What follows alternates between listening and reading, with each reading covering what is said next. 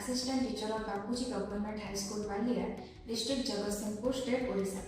I have been teaching English since 2021 to class 8, 9 and 10 students. Before, they were facing problems in reading, comprehension and pronunciation in English language. Although we as teachers help them and guide them in classroom, but most of the students are passive learners. But after the installment and implement of ReadToMe educational app in school, they are now actively participating in the classroom. They have improved their reading comprehension. The marks of unit tests are better now. They are now more confident. Students' attendance has also improved. I can say that English is not a difficult subject for the students anymore. They are enjoying their class now. They want to learn more with this app.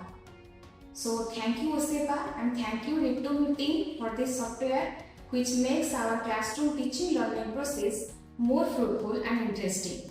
I recommend ReadToMe to all. Thank you.